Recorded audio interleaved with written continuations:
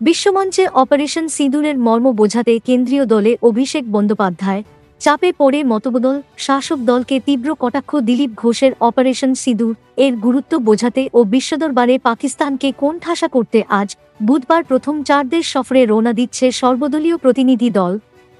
সমস্ত জল্পনার অবসান ঘটিয়ে এই দলে তৃণমূলের হয়ে অংশ নিচ্ছেন সাংসদ অভিষেক বন্দ্যোপাধ্যায়। বুধবার সকালেই কলকাতা বিমানবন্দর থেকে লির উদ্দেশ্যে রওনা দিয়েছেন তৃণমূলের সেকেন্ড ইন কমান্ড। অভিষেকের দিল্লি যাত্রার খবর পেয়ে এবার তৃণমূলকে কটাক্ষ বিজেপি নেতা দিলীপ ঘোষ।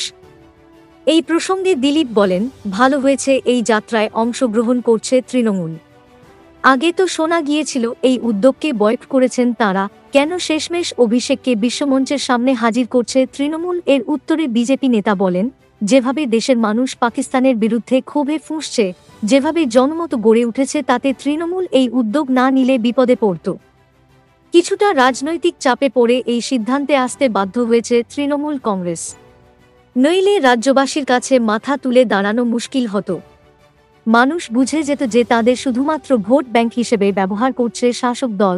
এবার ফের শাসক দলকে নিশানা দিলীপ ঘোষের। অন্যদিকে মঙ্গলবার তৃণমূল কংগ্রেসের তরফে জানানো হয়েছে, মমতা বন্দ্যোপাধ্যায়ের নির্দেশে 5 সদস্যের দল জম্মু কাশ্মীর পরিদর্শনে যাচ্ছে।